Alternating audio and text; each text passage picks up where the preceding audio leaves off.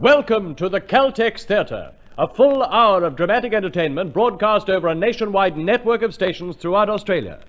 The Caltex Theate is brought to you by Caltex Oil, marketers of over 1,000 outstanding petroleum products, in association with Caltex dealers and distributors everywhere.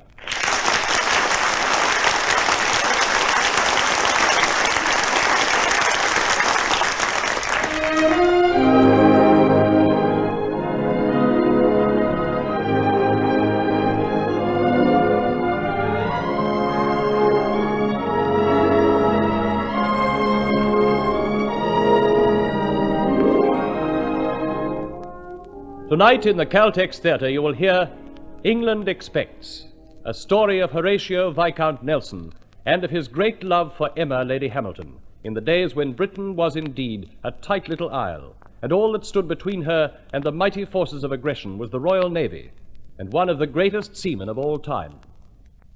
Starring tonight as Horatio Nelson, you will hear Don Pascoe.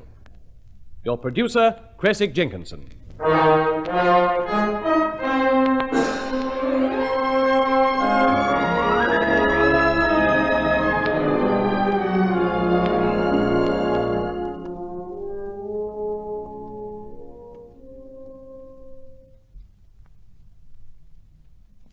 The Caltex Theatre presents England Expects, Act 1.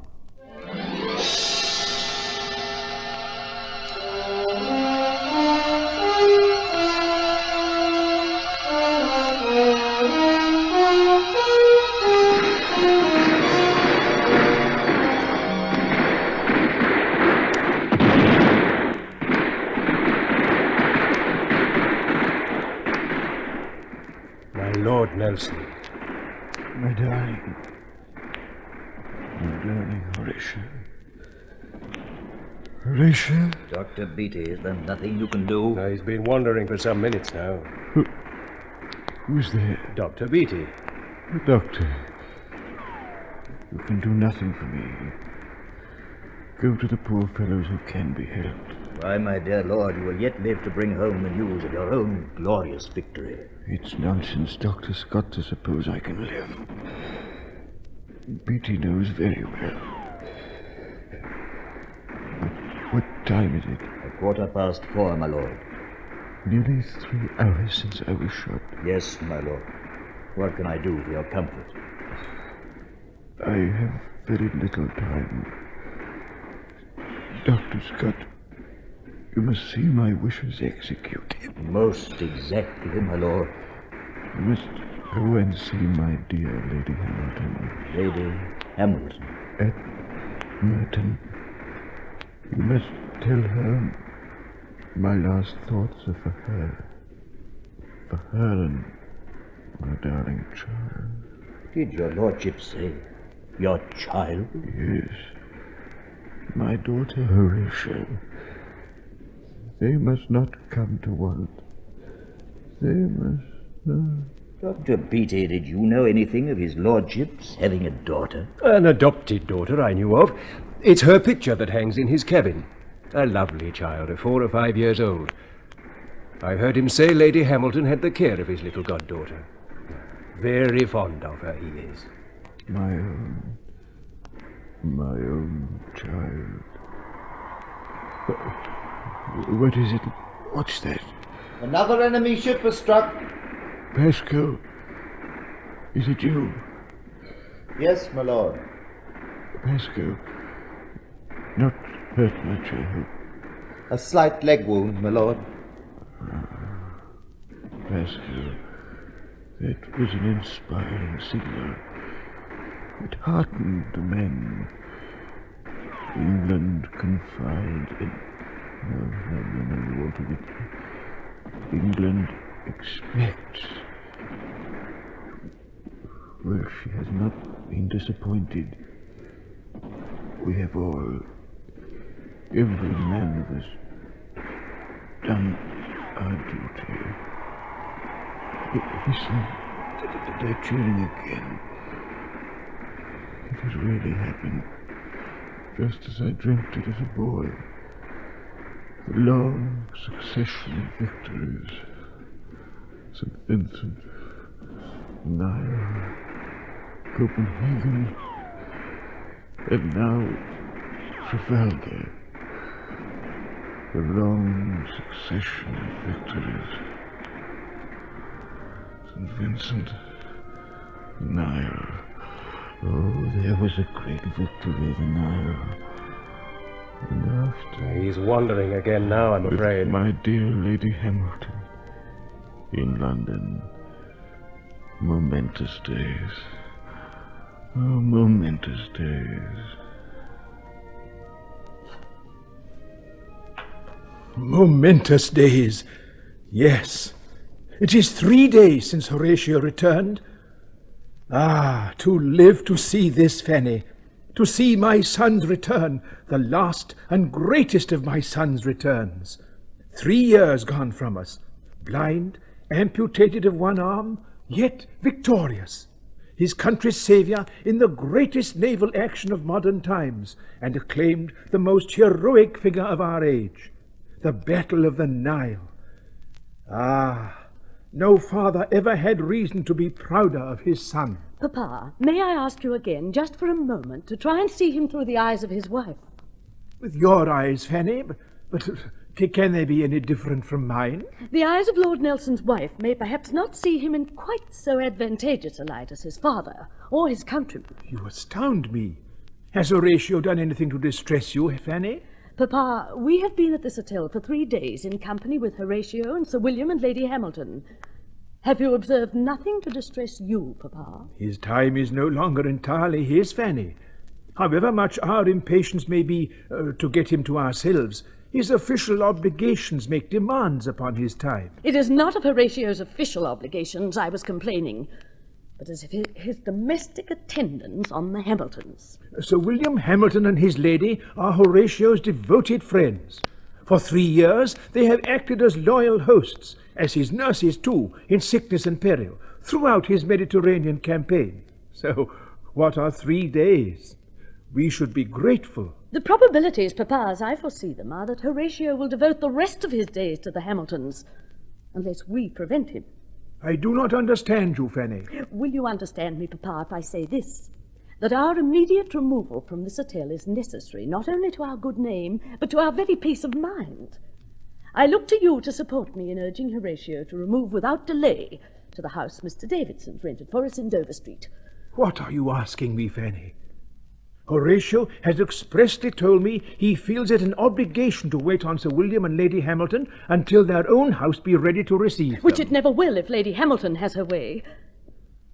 You would do well, Fanny, to remember who she is. Who Lady Hamilton was before Sir William made her his wife. Nobody knows that. She is our ambassador's lady, the confidant of the Queen of Naples, the benefactress of the fleet. An adventuress can be as much. I warn you, Fanny, by all that you hold most sacred, to proceed no further.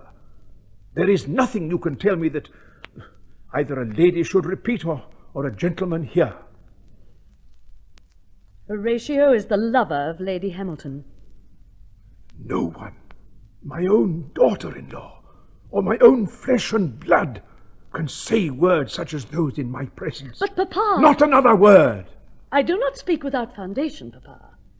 Lady Hamilton has been my husband's mistress in Naples and Palermo for the past year. Every Mediterranean station has been ahum with it. And who are the persons responsible for so vile an accusation? It was chiefly Sir Thomas Troubridge, an officer and a gentleman, Horatio's friend for over 20 years. Oh, can there be such traitors in the world? He is no traitor, Papa. He is Horatio's true and loyal friend. He did right to warn me. Otherwise, the shock must have been too great. There is no eluding the facts. This has been the talk of the continent for the last 6 months. Do you suppose it is not being whispered in London clubrooms tonight? It has reached the ears of the Admiralty, that's certain. Can you, my son's wife, accept this infamy for the truth? I would as soon believe Horatio a traitor to his country as to his marriage vows. He has loved honour since he was a young boy. Horatio is not the first man of honour to fall into a harpy's clutches. The tale's as old as the world. Doesn't Homer tell you about the enchantress Circe, who cast shameful spells over the mariners shipwrecked on her shores? This woman, this Emma Hamilton's a kind of Circe. You could not speak so, Fanny, if your mind were not distempered. I am not sick, Papa. I tell you the facts speak for themselves. If I had entertained a doubt before this evening, a lingering hope that was not so shameful as I feared, our visit to the theatre earlier this night must have removed it. The theatre? Why, what happened? Lady Hamilton suffered a fainting fit. She was carried to the green room, where I attended her. Well? I was soon left in little doubt that she is shortly to become a mother. On pain of my lasting displeasure, Fanny, I forbid you to proceed. And suppose it were so. Will you tell me what is there so extraordinary in Lady Hamilton's becoming a mother? Nothing extraordinary, Papa, but most shameful. For I believe that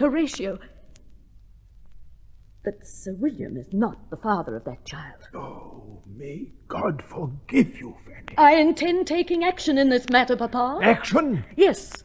Horatio must answer for his conduct. If he agrees to part from Lady Hamilton without scandal, to remove to Dover Street at once, and to sever all criminal connection with her forever, then I'm prepared to overlook the past and pardon him. Beware how you enter into judgment, lest you be judged. Do you imagine this high-handed action likely to placate your husband? And if he utterly repudiates such a proposal, what then? He leaves me no alternative but to denounce Lady Hamilton to the whole of society. These are very late hours for you, Father. Yes, I am extremely fatigued. Well, you're not well. You must go to bed. No, it is nothing. A momentary weakness. Fanny, how comes it our father is not in his bed at this hour? Go, Father. You need rest. So good, so devoted a son.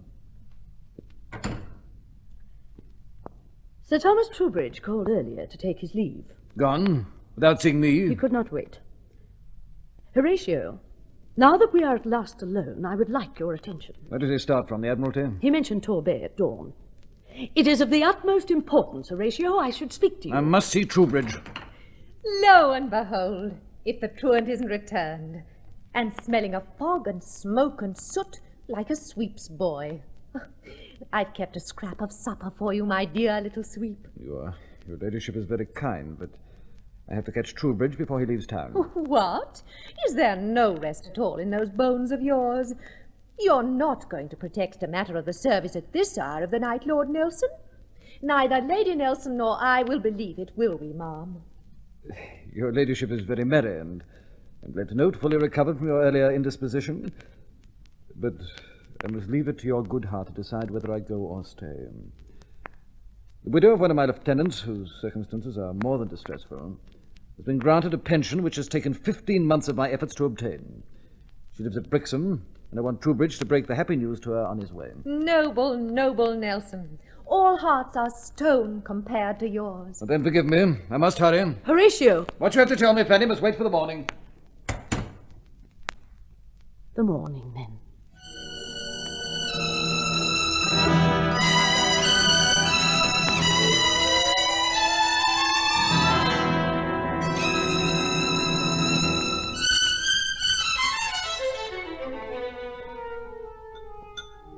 There now.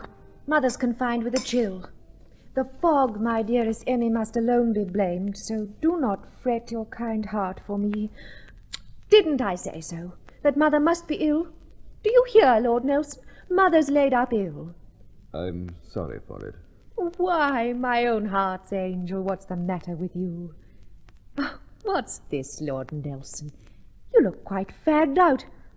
What time did you get back to the hotel, I should like to know? I didn't come home till this morning. Gracious Lord Nelson, where did you go all night? Nowhere. I walked the streets. Whatever made you do so mad a thing? Why, you look more dead than alive, and you've ate nothing since you sat down to breakfast. I'm not hungry, Emma. It's lucky I'm none too hungry myself this morning. This hotel's private dining room offers nothing much to stay the stomach. Soused mackerels. Ooh, makes you feel queasy to smell it. What's this? Kidneys? Oh, put the dish over the further side, will you, my love? Old England forever. But it takes a day or two to get used to the cooking. Come now. Smile on your Emma. What? Not smile? Blacker and blacker frowns. Hang 'em. Keep frowns for the French. Emma will kiss away the ugly frowns. There. There.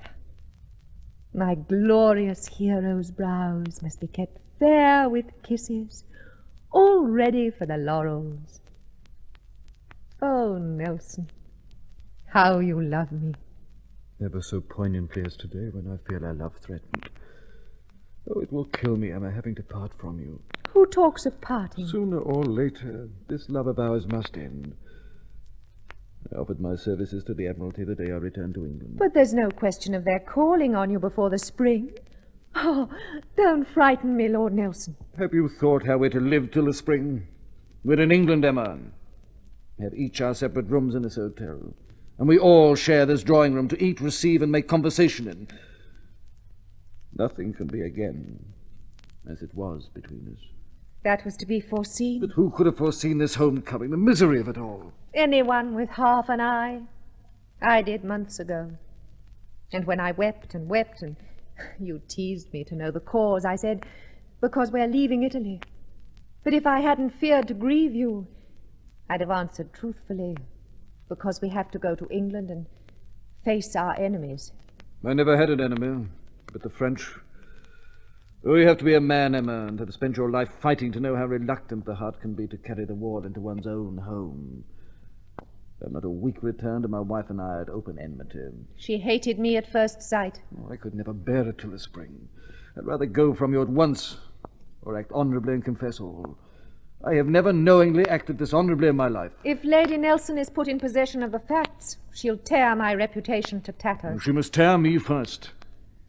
Let the blame light on me as I deserve. Lady Nelson must know why I love you.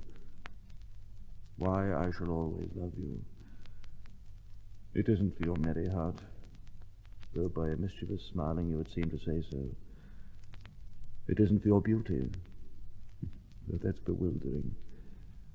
Nor your kindness, though that's inexhaustible. Nor your loyalty and courage, whose like I've never before seen in women. It's for much more than all these. For your noble spirit, your inward beauty, Emma. I adore you. You used to say, one day we would sail away for Bronte and live for our two selves alone. When the last enemy's beat. I've never turned my back on an enemy yet. Oh, Emma, I cannot live in this furtive atmosphere. I must speak to my wife. Give her an inch of rope and she'll not rest until she's got me well and truly hanged. Did you hear those catcalls as we drove to Guildhall Monday? Could you see the finger of scorn pointed everywhere at your Emma? I'll give this other arm in your defense. In sober truth, Lord Nelson, I may need a defender sooner than you think. And not for myself alone. You could not talk of leaving me, or worse still, of leaving me to the mercy of Lady Nelson, if you knew everything.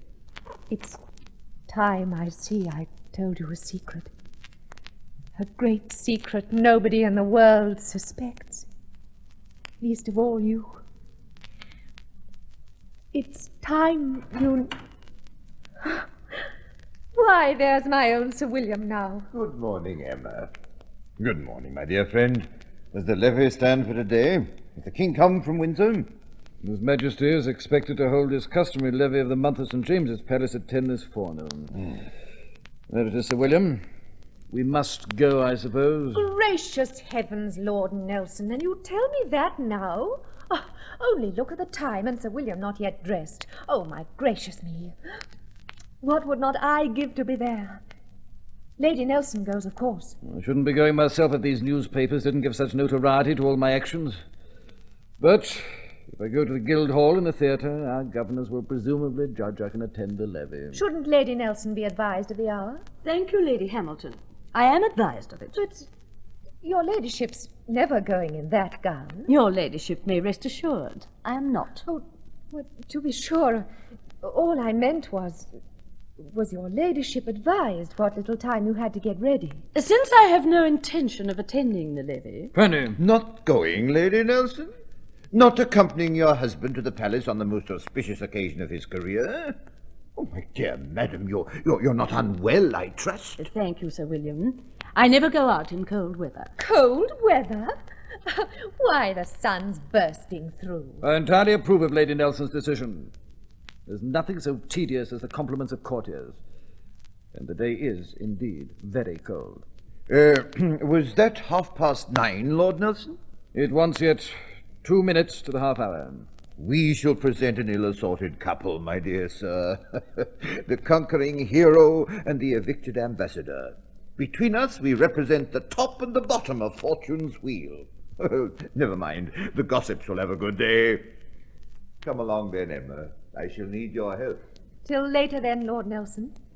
Your ladyship. Horatio, it is imperative you listen to me now. I'm late and I'm expected. I request that you make the necessary arrangements for our removal to the house in Dover Street. For the short time that I have on shore, this hotel will suffice. When I'm gone, it's as you please, Fanny. I must insist on our occupying a home of our own at once. Have a care, Fanny. I don't much like ultimatums. I never yet yielded to one in my life. Until my friends, the Hamiltons, are accommodated with a house, we shall remain with them here. So that you can pursue your intrigue with Lady Hamilton. Do you think I don't see what's going on? Do you think I have not been informed of what's been going on for the past year? Your conduct's been the scandal of the fleet. I do not intend it shall become the talk of the town. If your only concern, Fanny, is for the talk of the town, you would do well to set guard upon your own tongue. What you say affects not only you and me, but the honor of my friends the Hamiltons as well. I demand you give up this woman. You are my wife. I do not contest your position. But respecting my choice of friends, your prerogatives cease. You will have to choose then between Lady Hamilton and me. I will never debase myself to share you. There is no power, none that you can wield, that can remove me from my fixed affections. The friendship of Lady Hamilton is dearer to me than life. I worship her. Do you hear? You must be bewitched indeed to say so. My Lord Nelson, Sir William is soon ready to leave. Then I must prepare. Good morning, my lord. Lady Nelson. Good morning, ma'am. Mr. Greville, your servant, sir. Well, I seem to have arrived just as the signal for battle was given. Lord Nelson obviously mistook me for a Frenchman. Why, Emma, my dear, you look quite ghastly pale. Is it for fear of my being sunk, or of my sinking Lord Nelson? Oh, nothing at all. I assure you. Lady Nelson, would you kindly bring a glass of water? My poor aunt seems to have a fainting spell upon her. I'll go at once, Mr. Greville. Greville, what are you doing here? I came to remind you, my dear aunt, of what is due to my uncle. I've had to remind you before, and now I warn you. If you persist in this association with Lord Nelson, I shall be obliged to inform him of the social debuts of Miss Emma Hart. What a beast you are, Greville. You've had more than one occasion, my dear, for saying so.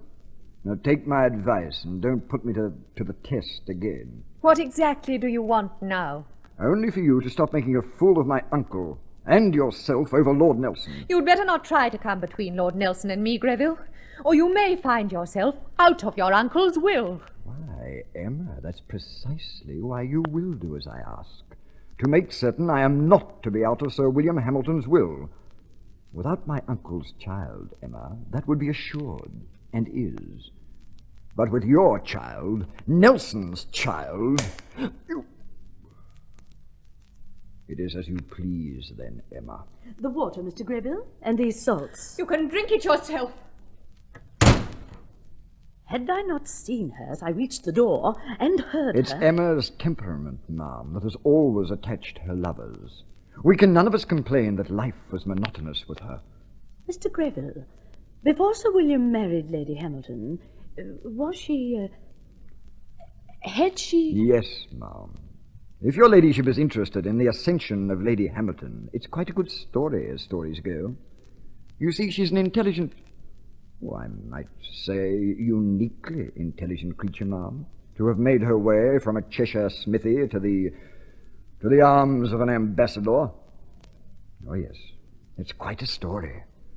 If your ladyship is of strong stomach, I can supply details that provide a great deal of colour.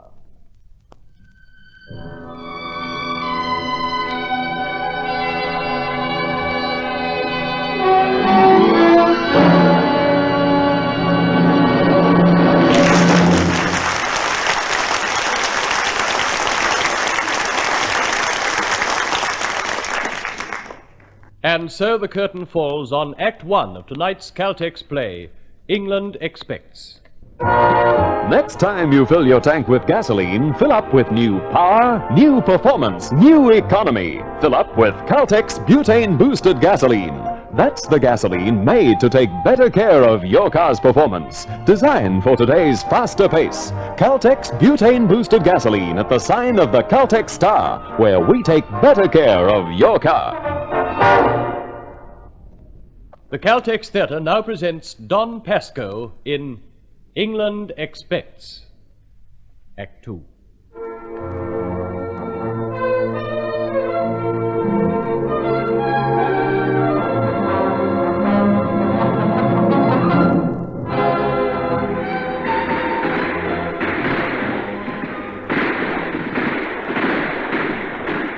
Momentous days. There could be no other end but this. Dr. Scott. Oh, there. Here, my lord.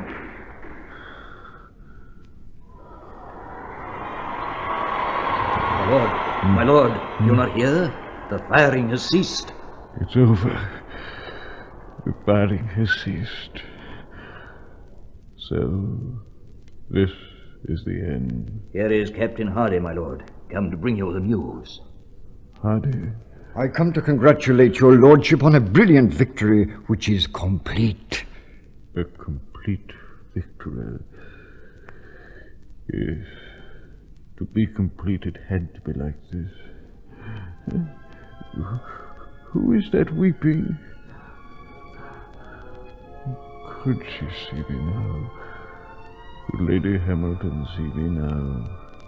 She would pity me. She would think this a dark hole. You must tell her, Doctor. Dr. Beatty, attend him now. There is little I can do. I leave Lady Hamilton a legacy. My daughter, too. And you must see to my king and country. My king. The king's mad. They're right to say he's mad. What right has he to be displeased with me? Horatio, it's treason to speak that way. Yes, I know men are hanged for saying less, but to treat me so, the most loyal officer he has. But what has happened, Horatio? I made my bow. He said, "Are you recovered of your wounds, Lord Nelson?" And without waiting for an answer, turned his back on me. Perhaps not on you. Turned his back on me in order to talk to a colonel of the Foot Guards. He couldn't be asking after his wounds, that's certain. Perhaps the king spoke only a word to everyone. 20 minutes! 20 minutes he talked to a colonel of the Foot Guards while I stood by. These are the people for whom we shed our blood. Not a word of thanks. Not a flicker of gratitude. You can lose your limbs in their service and you'll get nothing. A grateful sovereign will turn his back on you and talk to a colonel of the Foot Guards, while Nelson can stand by like a whipped boy. I wish you would speak less loud. And I'm glad enough to have us in the hour of battle, while they sit snug at home. I must ask you once again to moderate your voice. The servants will be listening at the door. Well, let them listen. It's comforting to the poor to learn they are not alone downtrodden. Did England know how I had been treated, there would be a riot. Is it not bitter enough to your wife and your family that the whole court witnessed your disgrace? Must you seek to publish it? You talk, Fanny, as though there were a reason for such a thing. You know only too well there is. Oh, I do believe all the world has gone mad today, and my wife with the rest. This is no longer a domestic issue between us, Horatio. Your behavior has now become a public disaster, deplored by the king himself. That the saviour of England should demean himself for a Lady Hamilton. Demean? You none of you know what this incomparable woman is. I know only too well since this morning what Lady Hamilton is. What England owes her, not one of you shivering stay-at-home knows, nor cares to know. Because she's beautiful and good and gifted beyond the common measure, she must be disparaged, must she? She must be dragged down because she's too far above you. Oh, yes, Fanny, I said above you. Only a woman of the most superior talent, speaking several languages, aware of all the complexities attendant on life in a foreign court, could have served England in these last 7 years as Lady Hamilton has done. She has worked ceaselessly, intelligently for her country's good in a war where treachery was the only asset we acquired with our allies. I tell you flatly, as I'll tell the Lords when I take my seat, as I'll tell any honest body of Englishmen met together, that if justice is to be done, and Lady Hamilton's service is adequately recognised, it can be by nothing less than a public vote of thanks, a government pension, and a post about the court. She will never even be presented at court. More shame to the sycophants who surround Majesty. Lady Hamilton is an ornament to any court. You could not speak as you do if the facts were known to you. What facts? As you know, Mr. Greville visited me this morning. Greville? He has made me certain confidences. A noted wastrel and gossip monger. I'll not let him come near you. He may be what you say. It places him all the better for knowing the facts of Lady Hamilton's past. I'll have him out! You'll have to have out all her lovers then. Hear me, Horatio. She had already had 2 lovers before she came to him, whose names he can vouch for. Others he can only guess at. Shooting's too good for him. I'll flog him through the town. She was a servant girl, born in degrading poverty of a Lancashire blacksmith. And one can only guess what sort of a woman the mother could be. As good a woman as breathes. She sold her daughter into bondage at 14 to the first bidder. Sir William shall be told of this. What a snake. What an adder is this nephew who fawns on him, fawns on Emma to her face, to get his inheritance. You too shall answer for this, Fanny. Not I, not I. It's she who's answerable. Put the flowers in a vase, Boots. Here she comes. Ask her. I wouldn't breathe the same polluted air. Ah, my Lord Nelson. You're back very soon from the levee, Lord Nelson. Didn't the heir of the court agree with your lordship? Oh, no matter. St. James is outmoded to a degree, they say. To think I cried my eyes out to be admitted. It's Carlton House that counts. I'm almost there, I assure you. Your ladyship mentioned Carlton House? To be sure. And you've not half heard the tale of my triumphs yet. I was bowling along Duke Street when my carriage was stopped by the prince's equerry. Which prince? Which prince? Gracious me, Lord Nelson. There's only one prince that matters, isn't there? That's according to each one his taste. For my part, the only member of the whole family who merits interest is the Duke of Clarence. Hoity-toity. I'll lay 100 to 1 you've been overlooked today. I see it in your lordship's eye. Madam, what's this tale of Carlton House? Well, who should stop me but a Colonel McMahon? He leapt into the seat beside me with one bound, and what do you think the saucy wretch went on to say? That the prince expressed himself as devilishly taken with Lady Hamilton, and would welcome an opportunity of making her acquaintance. He doesn't rest till he's dispatched me his equerry to intimate his willingness to accept an invitation to dine at Sir William Hamilton's for the honour of sitting next to Sir William Hamilton's wife. Your ladyship does not contemplate. Oh, but that's not all. He wishes to hear Lady Hamilton sing. He's heard great things of Lady Hamilton's voice, says he. I doubt whether he's heard the flattering things the great Haydn said of it. In fact, I doubt whether he's a connoisseur at all. But he'll do. This is outrageous. No modest woman frequents the Prince of Wales. Here's a to-do. The Prince of Wales invites himself to dine with His Majesty's ex-minister in Naples, returned from the very theatre of operations, an eyewitness of the worst excesses of those horrid French, and you call that outrageous? How is the Prince to keep himself informed if he doesn't consult the people who are informed? If you hadn't been out of the country 14 years, you wouldn't talk as you do. La! Don't you suppose I've kept myself informed? Trust Emma for knowing who's who and what's what at home. The Prince of Wales is the coming man, and anyone who's not in his camp, even victorious admirals, my dear lord, will find themselves nowhere when the regency is declared. Emma, is this you speaking? You've never taken me for a fool, have you? Why, I've always known which side my bread was buttered. It's something I had to learn quite early in life, my dear, guileless friend. Anyhow, I think the prince a personable man. A fine, tall, portly man.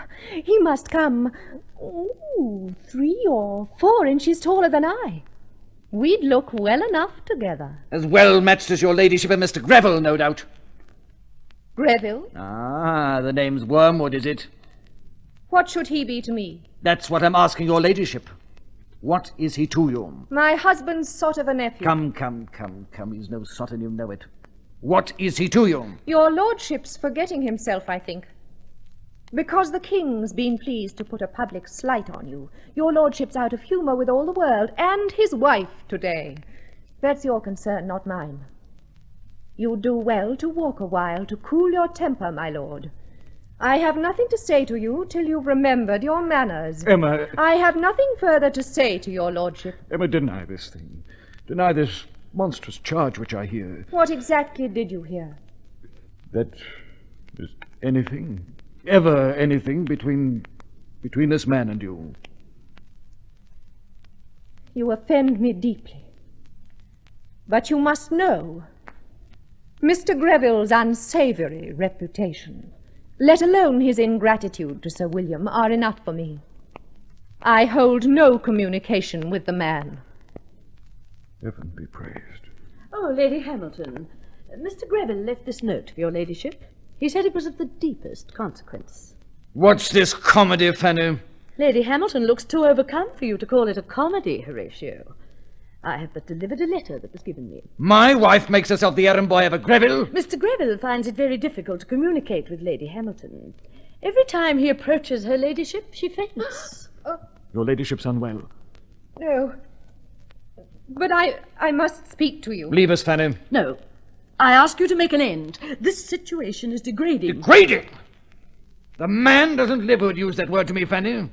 Degraded am I in my own wife's eyes. I must speak to Lord Nelson alone. And I ask you, Horatio, do not see her alone. Let her speak before me. I cannot speak before Lady Nelson. Give way in this, Horatio, and you'll give way in all. Your distrust offends me. Let this be final, Fanny. Very well.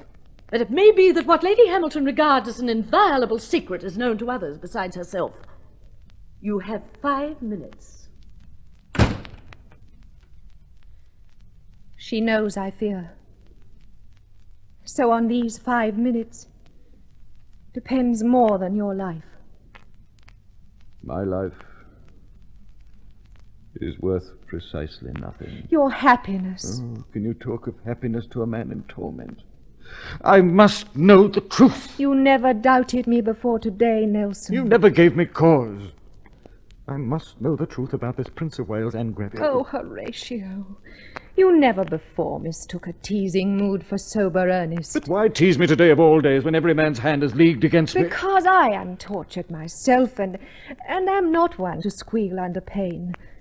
I had a hard knock this morning when I visited Mother, the purpose of my outing. Miss Knight has left her because of us. It's been made plain to her. She will be received nowhere if she continues to associate with us. I'll show the world of what I rate its worth. A footcloth to throw beneath your feet. There spoke my victor of the Nile. Oh, Emma. Emma, are you truly mine? You would never have asked that question before today. Your wife has poisoned you. I can never live without you again. We have only one dream of the future, haven't we? When we were free to turn our backs on the world and go to Bronte. We have spoken of the home life we would have, of the family we'd found. Oh, Emma. Come close to me, Nelson. Bend your head close to my lips. I wish I might have died before ever I doubted you. You will remember today as the happiest of your life. Nelson, my love, Lady Hamilton! Haven't you never been taught to knock at doors? Knock?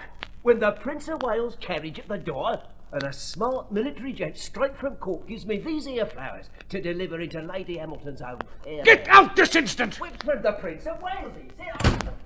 Flowers. With a note. Colonel M.P.H. McMahon. His Royal Highness the Prince of Wales vastly gratified at Lady Hamilton's obliging reception of his tenders, has ordered me to address this tribute of flowers to her ladyship in earnest of his gracious favour and admiration. Deceive me with the Prince of Wales, would You're you? mad. I loathe the Prince of Wales. And Greville, too. You loathe Greville, too, no doubt. With all my heart. Only listen, Nelson. I have listened only too long. Your enchantments almost have me subdued. Could I forget there was a Greville? I beg you, Horatio. Not another word! You regret this everlasting... No more witchcraft! The spell's broken, madam. Penny! It's for your sake as well as mine. Penny! You called, Horatio? What is the matter? Pack your traps! We're moving to Dover Street this afternoon.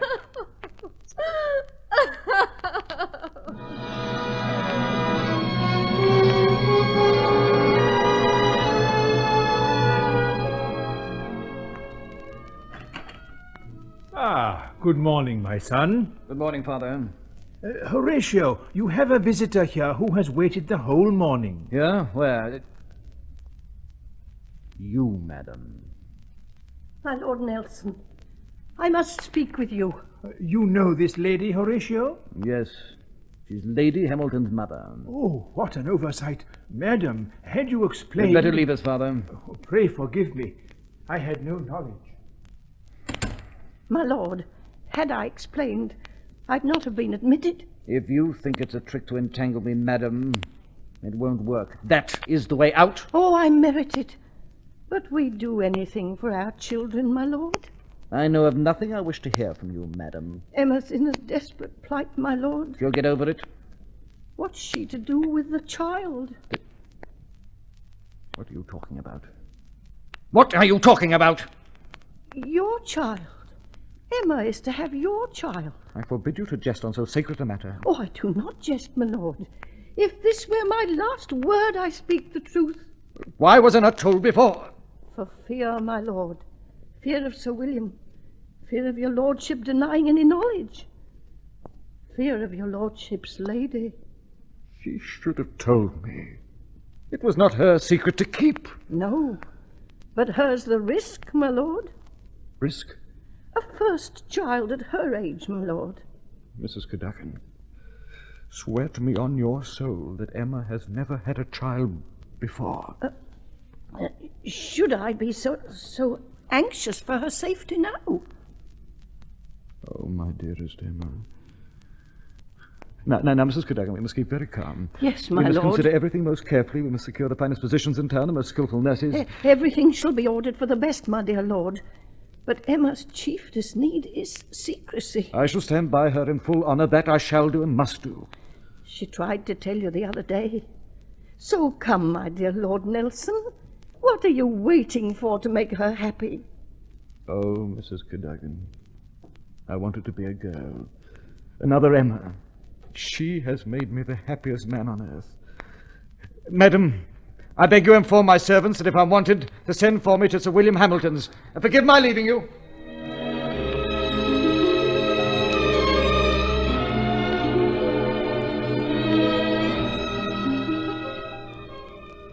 I have given orders not to admit you, Greville.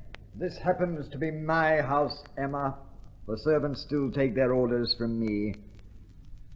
I must remind you, Emma, of what I had occasion to tell you Wednesday last, was it?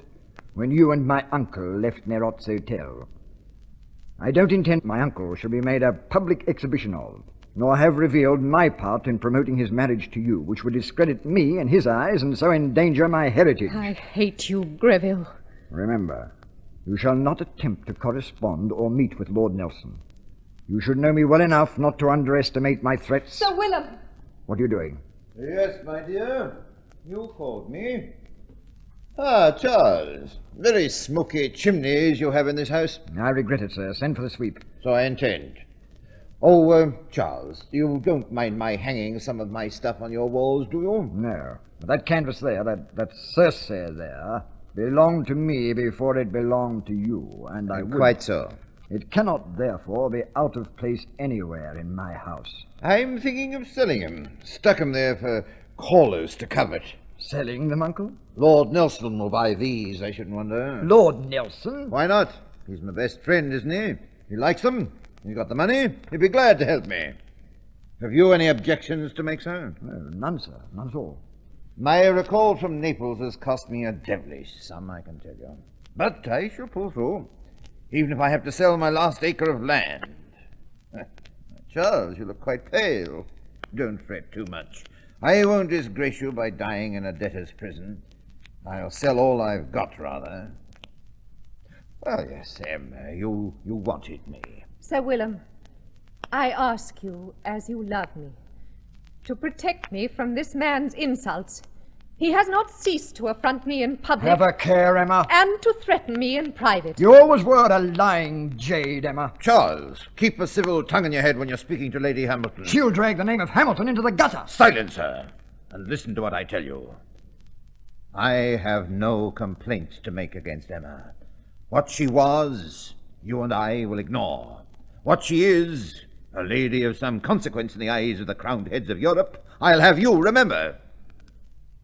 For myself, she has fulfilled her obligations towards me. That's all I ask. But you, sir, you will do as I say, or sever your connection with me at once. But, Uncle, you entirely mistake my... I understand everything, sir. My honor, I can look after myself, thank you. My happiness would be enhanced if you would not meddle in my affairs.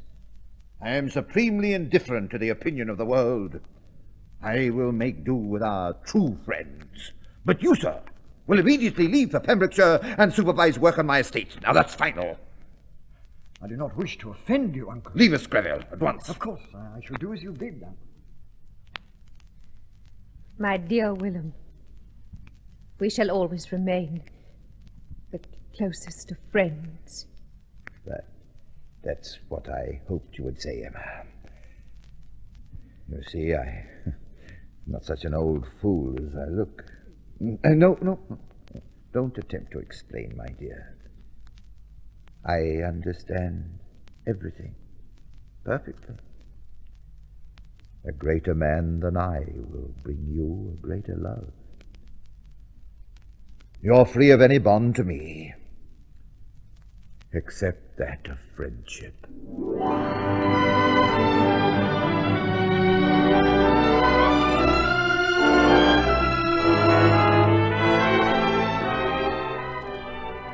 And I could not believe my ears when I met Mr. Greville and he told me that you were here, Horatio. Not only here, but alone with that woman. Lady Hamilton is the mistress of this house. Anybody entering it must either show her the common forms of courtesy or leave it. How can you speak so after what you know of her? What I know binds me to Lady Hamilton forever. I see. I have come too late. Have you thought that what I know today of her secrets, Sir William may know tomorrow? Threats? We have lived very little together, you and I. Do what you will. You wish to denounce us to Sir William?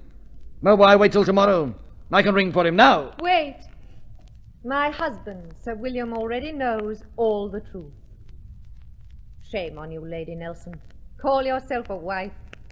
You have shown how little you love either the name of Nelson or of England. You'll sacrifice nothing for either. Well, I will. I ask Nelson to go away, to remember who he is. Neither yours nor mine, but England's, to whom I give him voluntarily. But never to you, you close-lipped, cold-livered, mean-spirited little snob. Emma! I shall leave you, Horatio. At the first hour tomorrow I shall return to Ipswich. Whatever else I lose, I shall keep my pride. But I shall never forgive you, Horatio. Never. My dearest Emma, in the sight of heaven, I here solemnly take you to witness that I dedicate the rest of my days to you. I never wanted peace nor long life so devoutly as I do now. Horatio! Father, you here? Horatio, I am the bearer of urgent dispatches from the Admiralty. For me? Lord Spencer sent them with a lieutenant. They had to be delivered to you at once. A Lieutenant Chappell. Your ladyship must pardon my ill manners. Emma, this is terrible news for you. They expect me in Plymouth by Monday. Not sailing orders, Horatio? My ship is fitted. You see here, the hour is very grave. I have the honour to acquaint your lordship that the board is pleased to offer you the command of the Channel Fleet now fitting out for action in the Baltic. Go, Father. Tell the bearer of this message I shall be with the board within the hour. Lieutenant Chappell waits below. I shall so inform him. Your ladyship's tears make it very hard to go. No, they're tears of pride. Of faith. It's you who is heroic if the truth were known. And you have given me the only thing yet lacking to complete my life. Emma, I shall leave instructions for your care and support. God bless you and preserve you. Dear Nelson, go in peace. I know you will come back victorious. England expects it of her champion. I like you, Emma, to put England first. Well, from now on, it's Westminster Abbey or victory.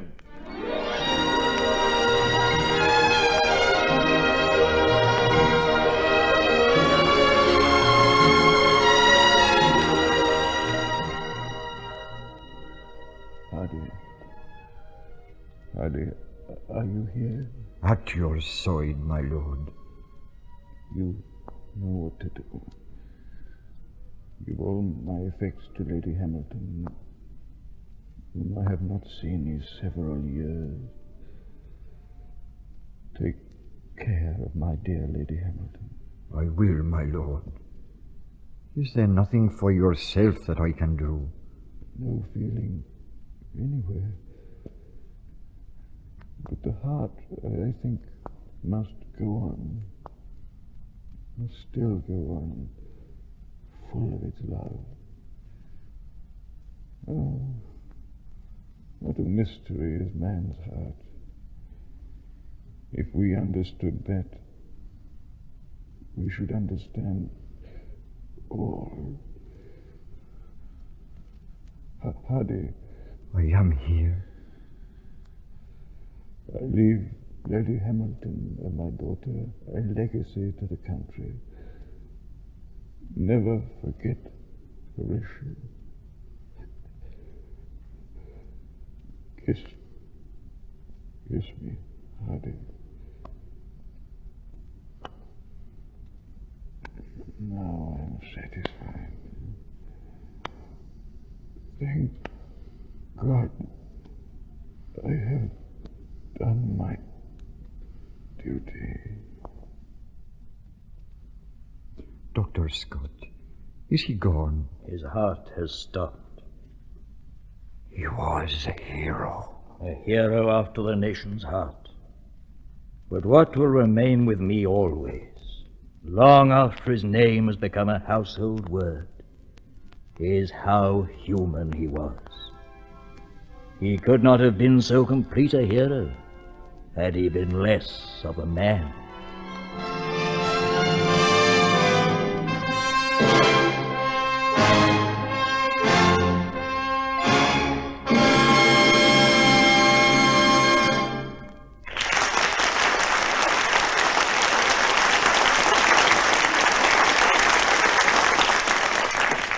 So ends our Caltex play, England Expects. In a moment we will give you tonight's cast and tell you about next week's presentation in the Caltex Theatre. Ladies and gentlemen, the producer of tonight's Caltex play, Creswick Jenkinson.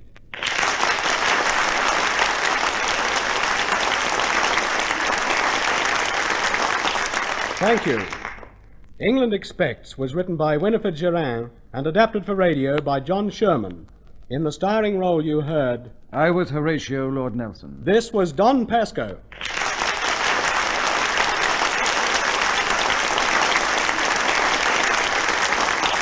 The supporting cast was as follows.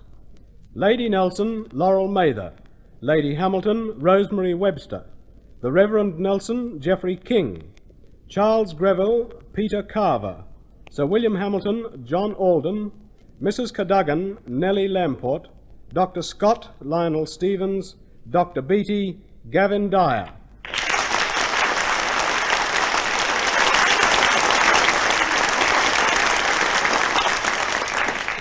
Thank you, Mr. Jenkinson. Next week in the Caltex Theatre you will hear Close Quarters, a grippingly tense drama of a man and his wife and the few desperate hours they spend listening to a grim radio broadcast of a police hunt for a murderer, a hunt that seems to come terrifyingly closer and closer to home with every passing minute. Co-starring in Close Quarters you will hear Margaret Christensen and Stuart Ginn. Be listening for it next week. Now this is your compere, Rick Hutton, bidding you good night on behalf of your hosts, Caltex Oil, marketers of Caltex Super Gasoline and Caltex Gasoline, the world-famous RPM 1030 Special Motor Oil, and Marfac Lubrication.